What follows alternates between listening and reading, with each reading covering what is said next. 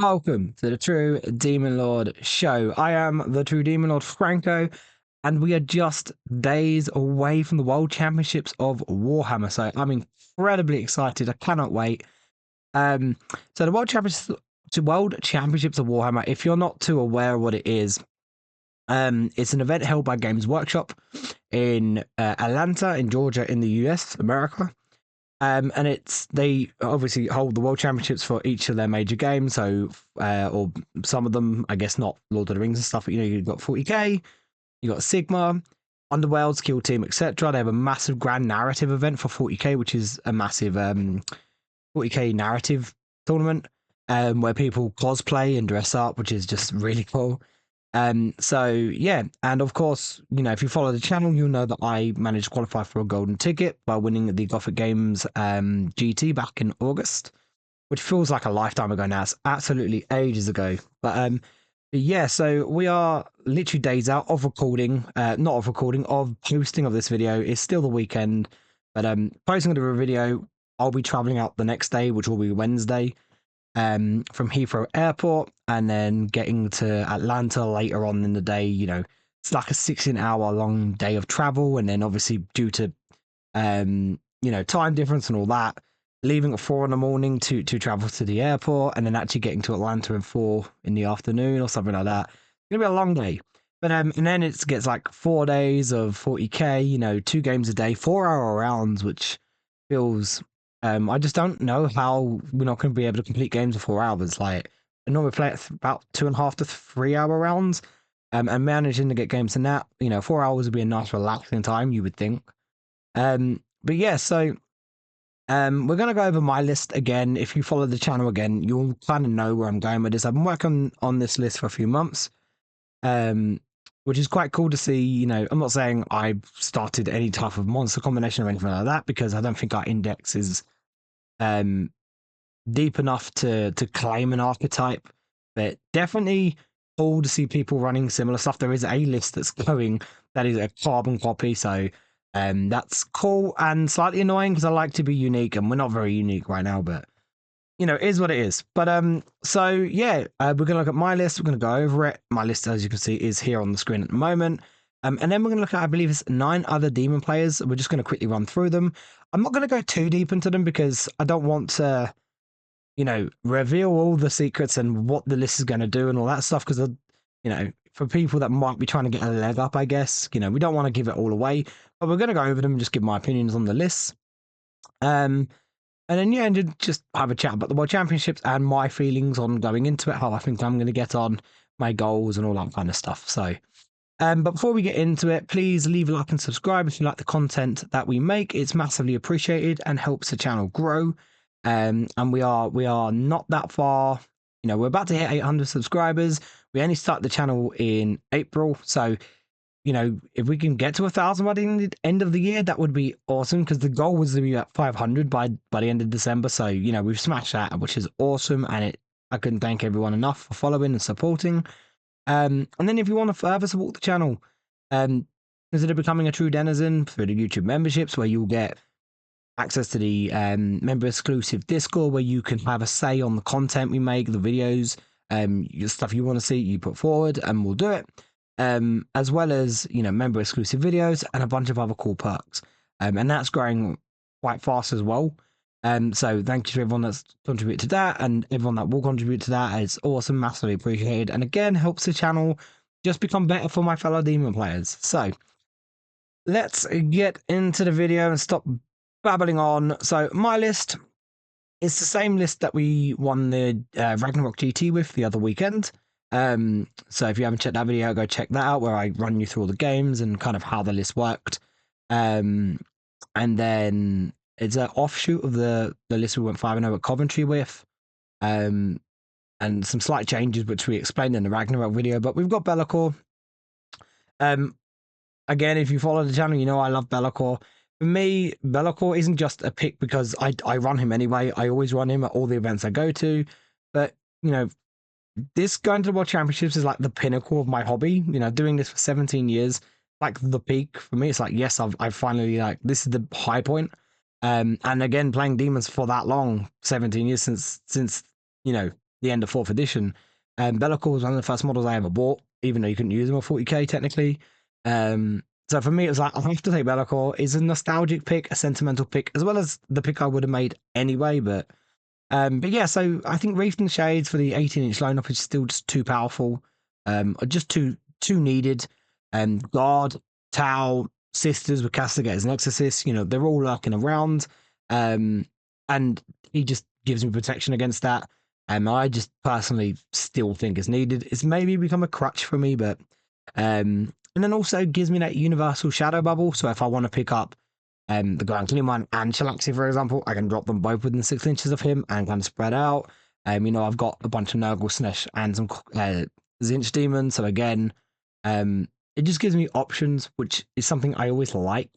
Even if I just drop Be'lakor, drop a Sineshi Demon, and then drop another big Sineshi Demon, gives me an extra chain on the shadow drop. So yeah, Be'lakor just too synergistic for me to not want to have. Plus, gives me some strength 14 attacks, which, is needed. You need the damage. And yes, we know he can hit he can flip flop. He can hit like a wet paper towel. Sometimes he fails to kill rhinos. Sometimes he kills avatars. Like, he's very swingy sometimes, but he can definitely pull that damage out. And his shooting, I will forever say, is incredibly underrated. I feel like the shooting from my list is underrated. I got quite a bit of dev wound shots and potential there, which is just really nice. Then we've got the Great Unclean One because, is the Great Unclean One. He's got the Endless Gift. We've swapped we were on the Bile for a bit, but we've gone back to the Plague Flail. Just because I feel like we're going to be running into probably a few more bodies, with hitting a bit more of a horde meta. Well, from seeing things like fruit and a lot of body heavy guard lists, etc., etc. So I just think having the flail gives me a bit more play into that. I still like the bar blade, but I still think, I don't think there's enough of a gap to be like one is better than the other. I think they both have their uses, and it is just going to come down to personal preference. So we went back with the flail for this event, and then we'll see how we get on. Of course, Ender's Gift for the fight for no pain. This guy is just a lump. Push him onto an objective, let him get a few points from that, replace him with something else, and then send him forward. Yeah, just really solid. Then we have the Keeper, who came into my list going into September, going into LGT. And she's amazing. We've got the Shining Aegis on her for the Feel No Pain. So, D10, 18 wins, 4 up in 1, 5 up for no pain, -1 to hit always, which is really good. And then, of course, Soul Stealer on her as well. So every time she kills models in combat on a 3+, she gains wounds back, which is just makes her a real, really annoying, quite tough, annoying to get rid of. And, she will go down, but if she can take the heat off of Be'lakor and Shalaxi and the Grand Clean One and Fiends, because my opponent needs to get rid of her because she's basically stormed her way into the battlefield and then has just been a real pain in the butt to get rid of, then, she does her job. So she can be a little bit disappointing going into those bigger targets. I think I sometimes get a little bit so I don't say slap happy, but I'm like, she can deal with that vehicle because she'll just overdo the devs a little bit, and then she doesn't, and she does 3 wounds, if even that, and then the vehicle blocks her from being able to do anything, and it's annoying. But at the same time, she's very good into Custodies, she's very good into Terminators, she's very good, into all those type of 3 woundy type of bodies. And also those lighter vehicles, toughness 8 vehicles, especially if you've got the Grand Clean One around, if he's able to make T9 into T8 or T8 into T7, then again, she becomes, she's now winning better. I do wish I had the mask. I think that's my one regret of not having her in the list, but I just couldn't fit her in with the other bits I wanted to get in. So it is what it is. But we have got Shalaxi. So I dropped Shalaxi. I was running her pretty much all edition. I dropped her going into Pariah. I just felt I wanted those points going into more scoring stuff. And then just, we went into LGT. I was feeling a bit of the lack of damage, but we were running very heavy on the Fiends and the Blood Crusher lists that we were running earlier in July and August time. And then obviously, like we said, September going into LGT, we were using that as not just trying to do well at LGT, but major practice for this. So by coming out of it, my one issue was I missed that real solid, high, consistent, reliant damage. And you can say what you want about Shalaxi, whether you like her or don't like her. She has that persistent high damage. And she's tough as well. She's as tough as a keeper almost. She's not -1 to hit, but reducing the attacks on units in a unit in combat with her by 1 on all their melee weapons is really good. Using her to keep nearby something like the Grand Clemon or Bellicor or something, and being able to heroic her into a unit that charges and then reducing all their attacks by 1 on multiple occasions has saved some other key targets for me, or plague bearers as well. I've used that before. So yeah, like she's just really, she's just, and in general her damage is silly good. She's got inbuilt precision on her soul piercer, which will kill most characters in the game. Barring some tanking, some 4-up invuns, which does happen on occasion, of course. And then her Purveyne and her Whip are really good shooting, especially her Purveyne. It's probably outside of the Grand Clemon's Flamer, which is not amazing. It's just because it's a Flamer. But the Purveyne has like the best potential on Overwatch because it's D6 shots, so you can go kind of up and down on that. But sustain 3 means just get 1 hit. That's 4 hits. Strength 9, D3 damage, -2 dev wounds. I've killed a few important things on Overwatch with that, and then also like shooting, like her in the night matchup is so important.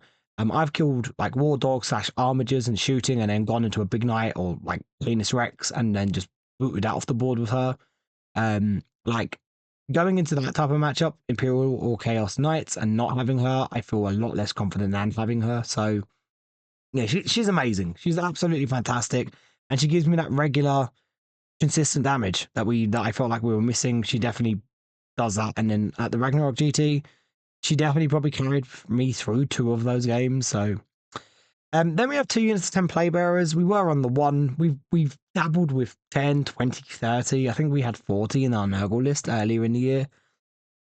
But we've been on 10 for a while, and we had 3 Nurglings. We did drop the Nurglings because while I like them, infiltrate on 3 40 mil bases, um, you know, is nice. It gives you for 40 points, really good like screening and move blocking potential.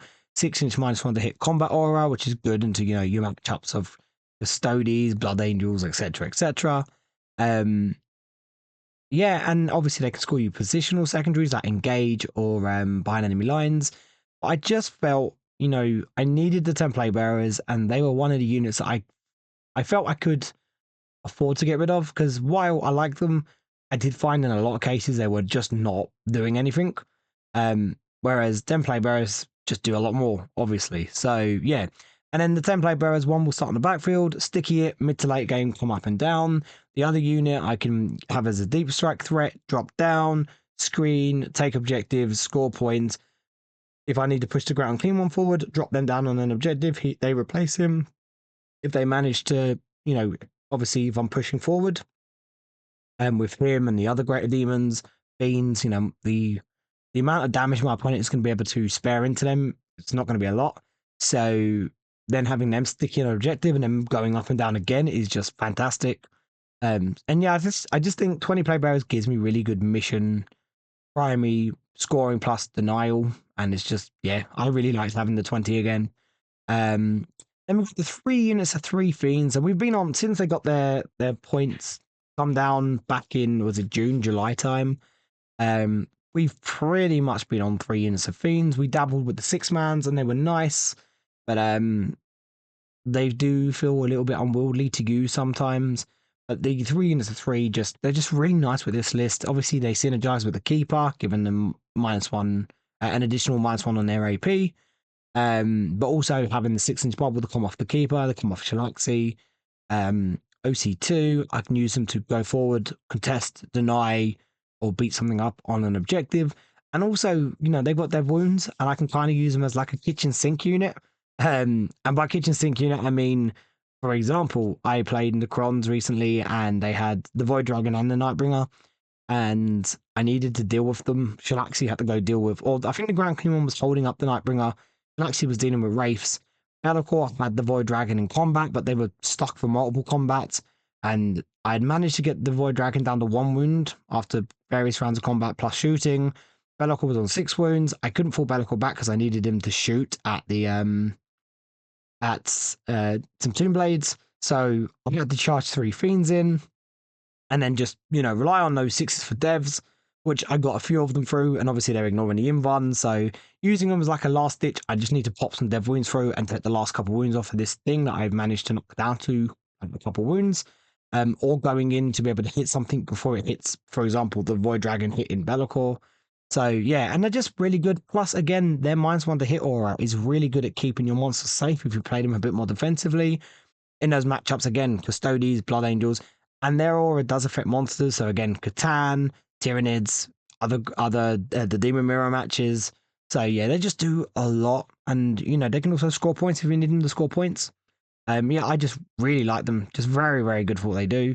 And then 2 units of Screamers, because again, I'm a big fan of Screamers. I feel like this is the role that, there's a few units that fill this role, and it's going to come down to your player preference. We see multiple different demon players running what units they prefer. So you've got your fiends, not your fiends, sorry, your flesh hounds, your flamers, or your screamers. Beasts kind of sit in that role, but obviously they've not got as much speed as the other 3, but they can drop down and do your scoring as well. And yeah, I just prefer Screamers. While the Flesh Hounds have more potential for screening and move blocking, I do like that. I just prefer the extra 2 inches of movement, circle bases, so there's no rotating. The 4-up invuln is just really nice to have. It sometimes is a massive difference between losing all 5 Flesh Hounds and surviving 1 Screamer. It passing as Battle Shock, or you auto passing it, and then it's scoring you some more points. And like to do 2 damage in combat is just, for me personally, I know they hit on 4s, but I've had them do a little bit of work in combat, which is just really good and handy to have. So yeah, I like them personally. I did look at Flamers. I know some people are taking Flamers because, things like guard matchup, GSC, those type of matchups where your Flamers are going to have some kind of Overwatch threat.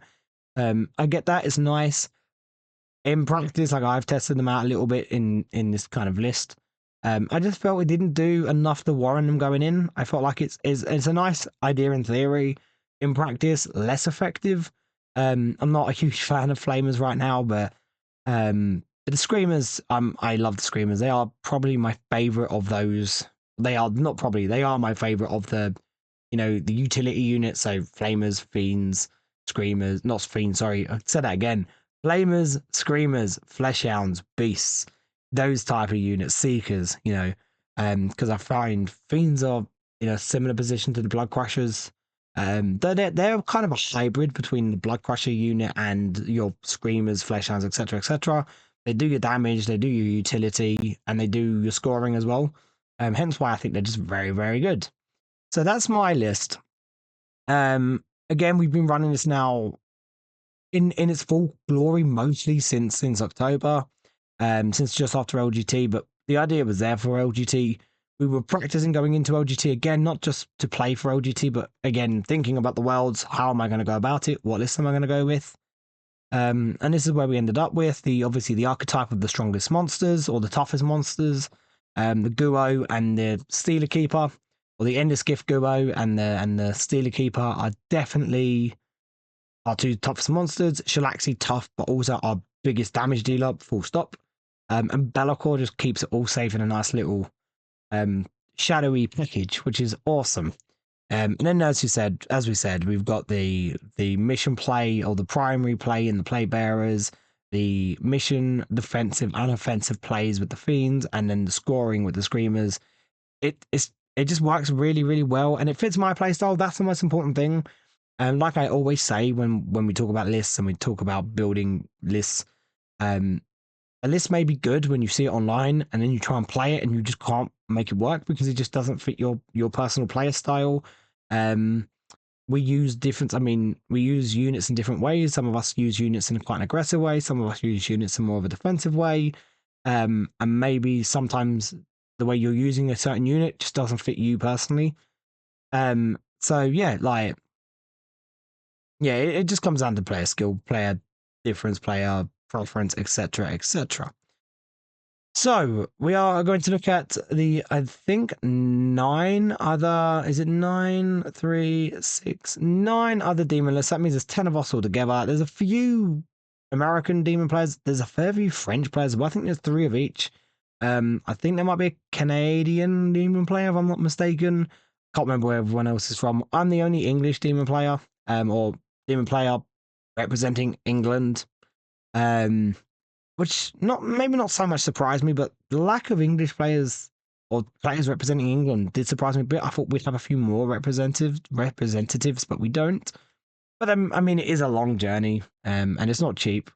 But yeah, so let's stop talking about me now. We are going to look at Matt Aspinwall, which I can't lie, Matt is the only name here at the other demon players that I do recognize.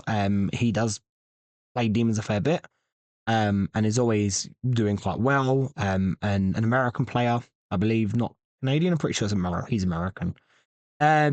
So he's gone with the more monster mashy route. So he's got the ground clean one, flail, bile sword, endless gift. The keeper with soul stealer, Aegis, again standard. We've just spoken about them. The Lord of Change, who definitely pops his head up a few times. I looked at the Lord of Change. I just liked the 4 monster combination I had. I did toy with the 5th monster, and I just lost. For me personally, I lost too many spare units. So he couldn't fit in, but he would have been my next. If I had to choose another monster, he was the next one going in. So I like that choice. Rotigus, we like Rotigus as well. He gives, again, good mission primary denial, boosts up your Nurgle damage, whether for himself, the ground clean one, play bearers, or whatever. And it's just a real pain to deal with as well. He's just really good. That half OC, half move aura is just really good. And then, of course, Shalaxi, because again, we've just gone over her. We harp on about her. We're simps for Shalaxi. You know, she's amazing. The Changeling, which I love. I'm assuming the Changeling is probably going to be on the backfield. You have to take a battle shock every time you target him. If they're in the backfield and he's sitting on the backfield, they are going to be -1 to it.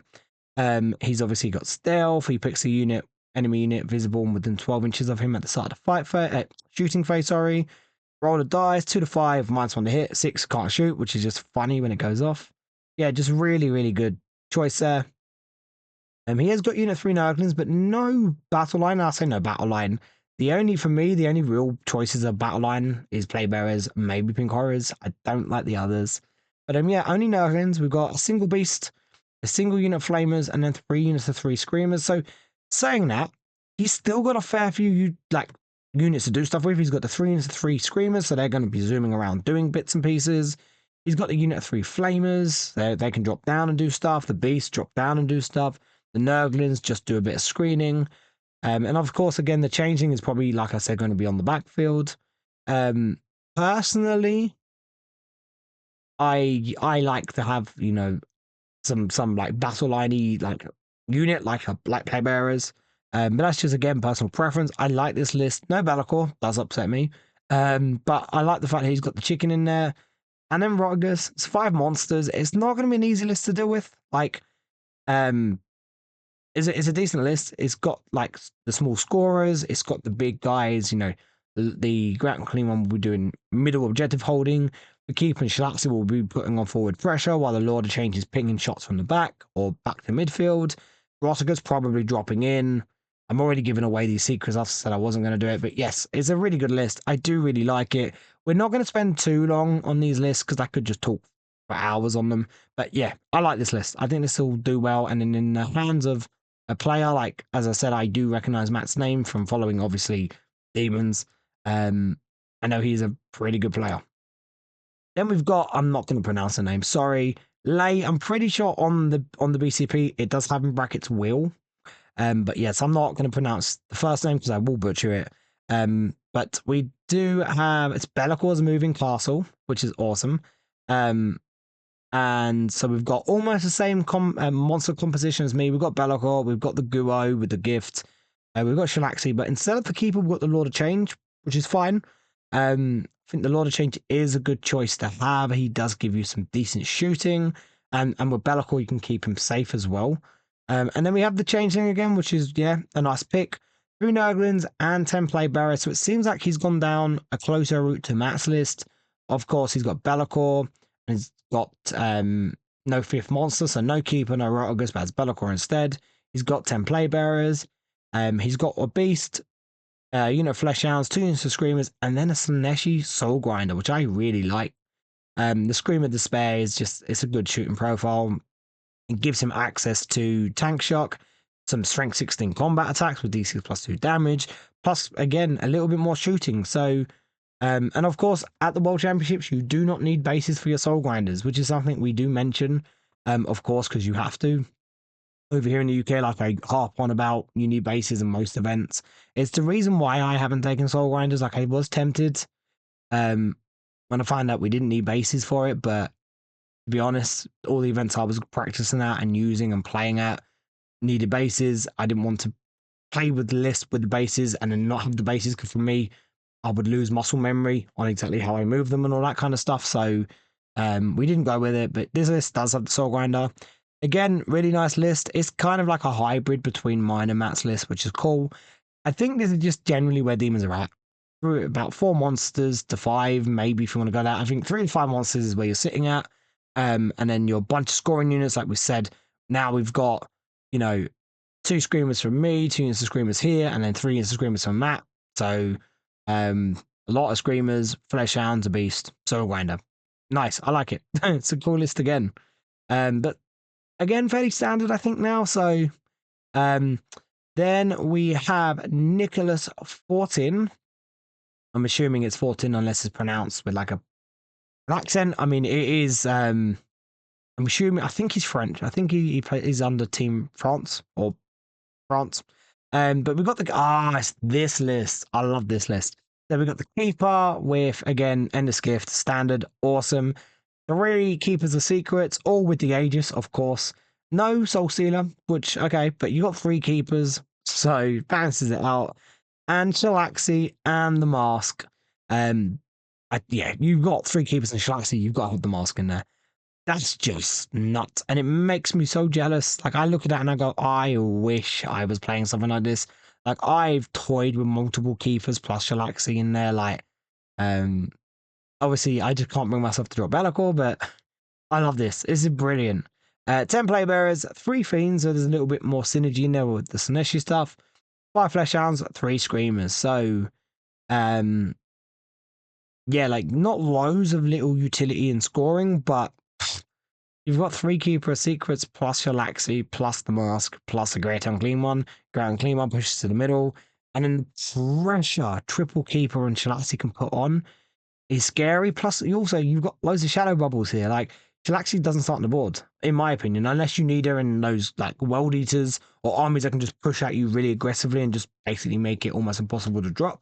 In which case, she starts on the board, but up and down is a thing. And then, again, you've got up to 4 Slaneshi bubbles there that you can choose from. So, yeah, this is an awesome list. And it is probably the only list here that I do look at and go, I wish I was running something very similar to it. Like, I did toy with a double Keeper, Shalaxi, Great Unclean on Bellicor if I was going to go 5 monsters. Or the Lord of Change, I did contemplate it, but we didn't go with it in the end. But this is really cool. It's really cool. I think this is definitely my favorite of the demon lists. Then we have Russell Tassin. Again, I believe a US player. And he's got Bellicor, the Great Unclean One, the Keeper, and Shalaxi. So same monster composition. Because it is solid. It works. I've proven it works. Other people have proven it works. It is just really solid monster composition. And then Celeste, which I don't like. I'm not a big fan of Celeste, but I can see why you do take Celeste as well. I'm not saying I think she's really bad. I just don't personally like the potential points she can give away. But she is annoying to deal with. Like, drop her on the backfield, especially against armies like Tau or World Eaters, where they can only really interact in one phase. She's now annoying because she goes down on a 2+, she gets back up, so now they can't deal with her in a turn, more than likely, unless they tank shock her with something or whatever. So yeah, I can see why. I'm just not a big fan personally. Then we have the Mask, which again, like I said, is my one big issue. I wish I did have the Mask in my list, and I wish I'd made more of an effort to get her in, but we didn't. We got 10 Demonettes, which I don't like. I think this is probably one of the few units I won't say. Like, I'll generally sit there and go, not personally my unit I like, but yeah, I can see why you might take it. Demonettes are the one unit I will sit there and go, no, they are just not good, in my opinion, but I still just don't think they're good. But yeah, 2 units of 10 play bearers, yeah, solid. Like I said, we're taking 20 play bearers. 3 flamers and 5 seekers. So, I mean, there's a lot of OC here. You know, you've got 30 OC2 bodies, plus, you know, and then flamers to drop, seekers to push forward early, Celeste to drop down and just be a pain in the butt. She can 6-inch deep strike off the keeper or Shalaxi. The mask, again, very good as a lone up to do some early scoring and be pretty much untouchable, while also keeping, you know, keeping Shalaxi either safe, um, or pretty much everything safe with her debuff, because again, that -1 to hit goes on the enemy unit no matter what they hit. So -1 to hit, -1 to wound on a great unclean one is funny, but also making the keeper punch up, it is good. It works very well. And I again just wish I really did try and get her in my list. I do regret it, but yeah, I like it. Again, it's that similar build. It just works, and it's a reason why you're seeing it a lot more. Next we have Jan Guthier or Guthier, whatever it is. I think this is the list that is the near carbon copy of my list, I believe. So we've got Be'lakor, we've got the Great Unclean One, Endless Gift, Keep Up, Soul Stealer, Shalaxi. Yeah, this is that list. 2 units of 10 Playbearers, a Beast, 3 units of Free Fiends, a unit of Seekers. So the only difference between my list and this list is he's taken the 2 units of Screamers out and he's put a Beast and Seekers in. And that's it. That's the difference. Apart from that, you know, we've got the same monsters, we've got the same battle line, we've got the triple fiends. It is just basically the difference on choice of utility. So he's gone with the dropping of the beast, plus also being annoying to kill, plus the early, you know, scouting and speed of seekers with the move block potential, over my personal preference of just more speed in the early to mid turns. And obviously my because of the screamers, I have a little bit more combat punch, but he's got a little bit more speed ish slash a bit more toughness. But yeah, like I'm not saying that the guy saw my list and has used it, which, you know, if you've done that, awesome, that's great. It's always cool to inspire, but at the same time, I'm not saying that. It is just a really good monster combination, and like I said at the beginning of the video, I do not think this is a deep enough index to, or like the options that are actually viable is deep enough to be incredibly innovative. So yeah, whatever. But yeah, I mean, what can I say? It's basically my list. I can't say it's a bad list because I'm hoping my list is good. So I think it works. Um, the like we said, the difference is going to be in those couple utility units. I personally prefer the screamers, but I think the beast and the seekers, you know, might play more to his playstyle. But the general idea of the list is there. You know, 3 times 3 fiends, 2 times 10 playbearers, Shalaxi, Keeper, Duo, Be'lakor. Good list. Then we've got Stephen Mitchell, which this list instantly annoys me because he's used the word soccer, which as an Englishman, it's football, god damn it. But so we've got the ground clean one with the Endless Gift, we've got the Keeper with Soul Stealer, we've got the Lord of Change, Rotika Shalaxi. It's Matt's list, right? It's the same. It's the same monster build as Matt's list. I'll find the list now. Where is it? Is it this one? Yeah, it's this one. Yeah, so it's the same. It's the same monster build as Matt's list, except there's no changeling, or no openings, but he's got a beast, a unit of flamers, a unit of screamers, and 2 carnivores, which is definitely an interesting take on it. So again, similar to me, and I think it was it Yan, where we've gone the same route. We've got the same list basically. Yeah, Stephen is on the same track of Matt. I don't know if there's any conversation there, if the list were kind of built at the same time, if it just happens to be that way. Except Stephen's gone with the double carnival, which the purist in me doesn't like because again, demon purist, but actually I do like this. I do like the carnivores. They're just a really nice little heat-seeking missile you just launch at, you know, an objective basically, nuke something on it, and then they'll die, but they're probably going to take the objective, which is awesome, and that's what you want from them. He's got I mean, he's kept himself open because the Flamers gives him some Overwatch threat against the T3 stuff. Screamers give him just good speed with a little bit of damage to combat. The Beast gives him a tough backfield dropping unit.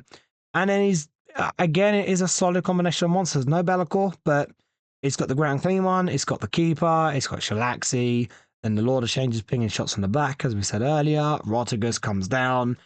It's solid. It's solid. It's a good list, except it says the word soccer, and we hate that. So screw that. And then we've got okay. So now we've got Ryan Adducer's list. So Ryan is representing Malta. This is the guy that ran the 7 Greater Demon list at WTC. The reason you just had that little reaction from me is because I know what list this is, and I'll give you my opinion on it. So in a minute. So this is a list that he's been running for a while. He's run at over here a few times at Leicester and the ITT. So he's got the Changeling. Yeah, and that's his only character. Not a monster in sight. He is the only demon list with no monster, and you'll see why. 4 units of Nurglings, so you can just dumb that midfield up straight away. 6 units of Pink Horrors. 6 units of Pink Horrors. 5 units of 10 Plague Bearers. So all the OC, all the annoying tar pity stuff. He's got so much he can potentially sticky objectives with. And then he's got 2 units of Flamers, 3 units of Flesh Hounds. That is the list. It is about gumming up the middle of the board. It will do very little damage. Very little damage. But it's not there to do damage. It's there to move forward, gum up the middle, basically try and just keep shadows everywhere because it's just holding the points, right? Stopping you from getting to the objectives, stopping you from holding them. 60 Pink Horrors is just a real pain in the butt to deal with. Backed by 50 Plague Bearers who will be sticky in objectives. You can imagine the trails of bodies coming across on the board. 4 units of Nurglings gives him cheap screens as well as some early doors, filling up the middle with infiltrating bodies. And then just, I assume, pushing forward, tagging, giving him space to move forward. 3 units of Flesh Hounds gives him some early speed to go up and do things like containment, cleanse, etc., etc. And 2 units of Flamers allows him to just have some dropping action with some small footprints. Earlier, at the beginning of the video, I said, 4 hours, that's loads of time. We will relax. This is a list that's not going to be a fun 4-hour game. Like, that's not a fun 3-hour game. Never mind a 4-hour game. Now, this is coming from the mouth of as a player who's a very experienced Horde style player. I love my Horde. It's the worst part about not being able to play demons. I'm not being able to play Horde at the moment with demons and probably never will for a long, long time, if ever. Yes, you can do things like this, but I'm talking like 20-man blocks. And even I look at this and go, no, I just don't think I could bring myself to play it. Like I've played 30 Plague Bearers at my max this edition, and I liked it, but 60, I have toyed with the idea, but I went away from it a while ago. 50 Plague Bearers I do like, and again, I've toyed with the idea of 40 to 50 Plague Bearers. I really like the Plague Bearers. I used to run 120 back in the day, and that was fun. I loved doing that. This list is just not going to be a fun experience to play into. I genuinely do feel sorry for anyone that has to play into this list because it's just not fun. It is just there's no fun in it because at least with the monsters, they're doing loads of things and it's cool. This is just going to be waves of body coming forward. And while normally you have waves of bodies coming forward and then you just mow them down and your job is to try and mow them down as much as you can, while these will die because Plague Bearers are on 5 up invons, Plague Bearers are on 4 up, Pink Horrors are on 4 up invons, only T3 on the pinks and obviously T5 on the Plague Bearers. The splits on the pinks will just make this almost endless in some games. Unless you can kill 10 T3 4 up invon bodies in one go, like one activation, which there's a lot of things in the game that can. Breaches, Blood Angels in combat, blah, blah, blah. I know what they're called, Custodians can, because I've had it happen to me. Yeah, unless you can do that, this is just going to be almost endless. And again, in some cases, to get rid of a Pink Horrors, some armies are just going to have to shoot it with a couple key units. And they might be able to remove one a turn.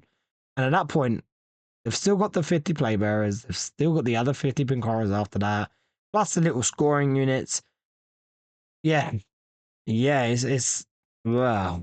I want to walk around and see this list playing. I've seen this list playing, or very similar version of Ryan's list, Ryan running it. I can't lie, it never looked like the game was fun. Every time I saw his opponent from the other side, and also knowing someone that played him, yeah, it never looked fun. It never looked enjoyable. But what do I know? Yeah, I mean, it's the most unique demon list there, so I'll give him that. But yeah, it does not look fun to play with or play against. Then we've got Igor, Bojack. I'm really sorry if I've butchered it. I really am. As someone who has a name that, I know it might not seem butcherable, but my full name, it is a bit butcherable. I get it. It's horrible. So we've got Be'lakor, the Ground Clean one, the Keeper, and then the Lord of Change. So similar to me again, but Shalaxi gone, Lord of Change in. All the bits and pieces. Oh, no Soul Stealer on the Keeper, actually. But we've got the Endless Gift and we've got the Everstave. Of course, they are very, I still think you can run a Keeper without the Soul Stealer and not feel it as much. If you're running a one Ground Clean one, he's having the Endless Gift. And if you're running a Lord of Change, you have the Everstave. Period. 3 Nurglings, 10 Play Bearers, standard. 5 Flesh Hounds, 3 Screamers, Ripple Soul Grinder. So we've got a Sineshi Grinder and 2 Zinch Grinders. So again, they're going to synergize with the one Sineshi one with the Keeper, the double Zinch one with the Lord of Change, which is cool. Yeah, I mean, 4 Greater Demons, or 3 Greater Demons plus Be'lakor, and triple Soul Grinder. Solid list. I actually like this list. After the triple Keeper list, I think this is probably my favorite list, Demon list. Yeah, I like it. Then we've got Nicholas Frishen. This is the guy that went 6-0 the other weekend in Germany with a very interesting list. So he's got Be'lakor, he's got Fate Weaver, which shoves it up me saying, Fate Weaver's not good, and I still don't think he's very good. But this guy makes Fate Weaver work, which is something I always harp on about. Just because one man's trash is another man's treasure. I always live by that. Just because I may not see a unit being very good, some people do. I've had people tell me units I use are bad. Yeah, I do really well and win events and do really podium events with certain units, blah, blah, blah. Yeah, so he's making Fate Weaver work, and that's awesome. Shalaxi, yeah. Changeling, yeah. Lord of Change. Pretty good. I can't remember his list fully, but I want to say, I remember Fate Weaver being there. I'm pretty sure he had Be'lakor and Shalaxi and the Lord of Change. I don't know if he had 5 monsters. There's no Grand Clean one. I don't think he had the Grand Clean one anyway, so interesting. 3 Nurglings, 10 Play Bearers, 10 Pink Horrors. I like that as a good set of, primary, scoring, denial, etc. Then 5 Seekers, 3 Screamers, 3 Screamers, 3 Screamers. More Screamers. It backs up the point. I think the Screamers are our best utility unit outside of, Fiends and stuff. But that, like we said, Flesh Hounds, Flamers, Screamers, Beasts. Yeah, it's a very interesting list. It's 4 monsters. And obviously Pink Horrors and the Play Bearers, a good amount of scoring there. Changeling is good for the backfield. He's got some good shooting with Fate Weaver and the Lord of Change. I feel like it's missing a unit. I don't know why. I'm scrolling through it thinking, I just feel like he should have an extra unit, but no, I guess not. Now I'm looking more at it. Obviously, Changeling, Pink Horrors. Yeah, okay, makes more sense. But yeah, no, so he's making it work. He went 6-0 with, if not the same list, a similar list. So Nicholas is clearly a very good player. And he's making Fate Weaver work, which is something that, not that I can't do it, I just can't be arsed with trying to do it because I just don't like him right now. So, but yeah, I think that's all the lists. So, let me go back to mine. We're going to end with mine on the screen because it's my channel, damn it. But yeah, so it's a very interesting list. Like I said, my favorite list, I think, is the Triple Keeper, Shalaxi Be'lakor one.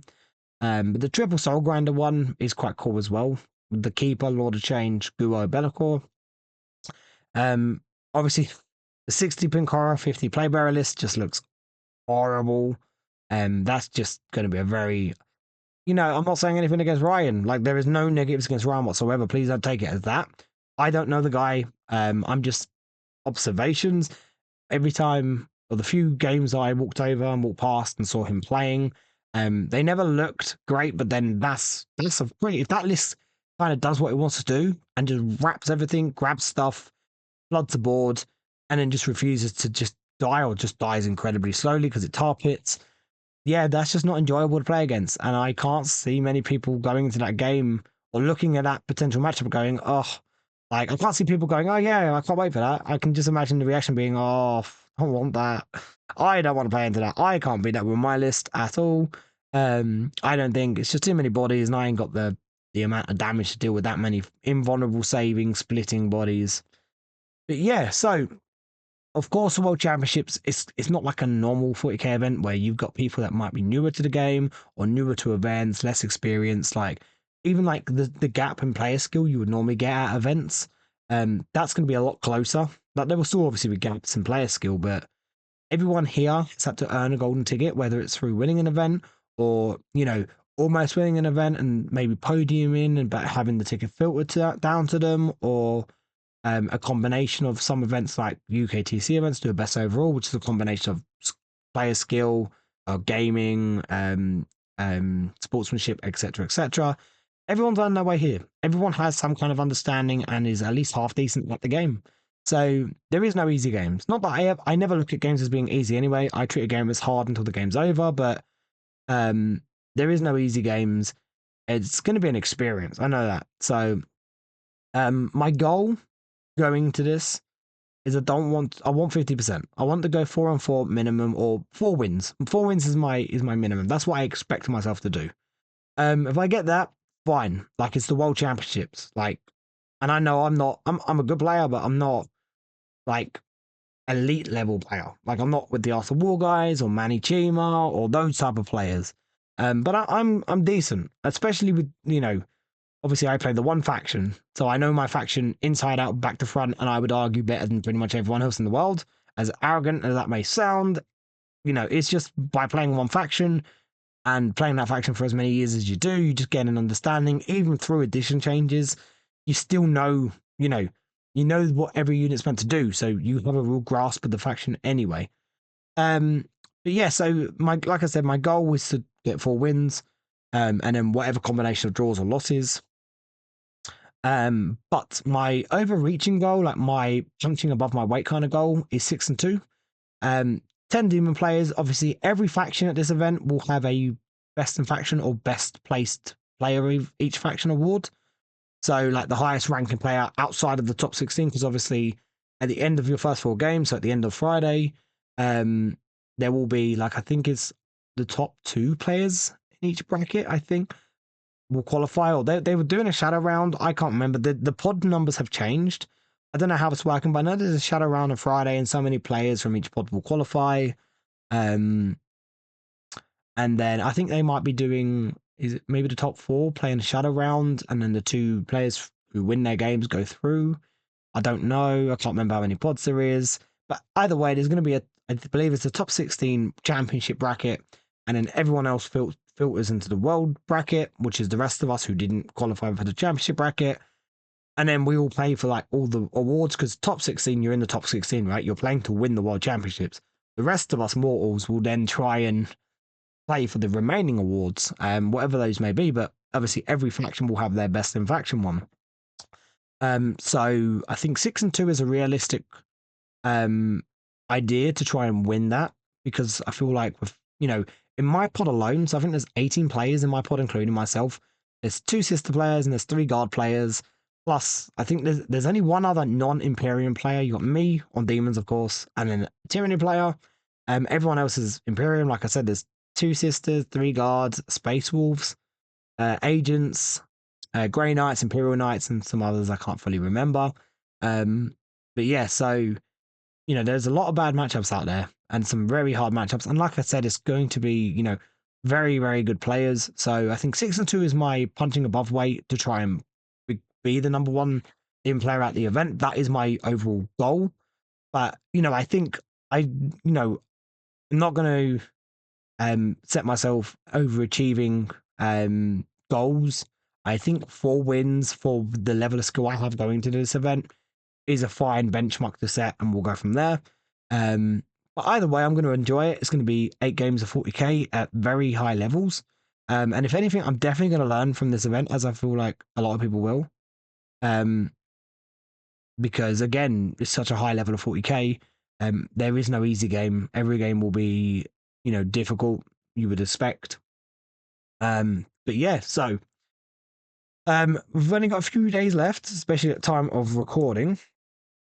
And I think I go away again, time of recording tomorrow morning, Wednesday morning. Event starts on Thursday. It will be streamed on the Warhammer official Twitch channels. I think each game will have streams. They're going to have different language streams. Obviously, the main one will be English. But yeah, and it's just going to be a massive, massive event, massive celebration of 40k. I'm just excited to do it. I'm going to America. I'm getting to play 8 games of 40k. I'm getting to play at a very high level. I'm getting to try and test my 40k acumen, and my acumen as a demon player as well. So yeah, I'm incredibly looking forward to it. So thank you for tuning in. If you're going to the World Championships and you see this, maybe drop us a message. I'd love to interact with as many people as I can. I only know a few people going. Because again, I don't think there's as many English players going as I thought there would be. But yeah, like if you're going and you see this, like please come up, say hello. Because I really want to meet some new people. It'd be really awesome. Yeah, thank you for tuning in. Don't forget to check out Facebook, Instagram to keep up to date with everything. And if you like the content, please like and subscribe. It helps the channel out massively. And if you like it and really, really like it, consider becoming a true denizen through the YouTube memberships. So thank you for tuning in, and we'll catch you all in the next one.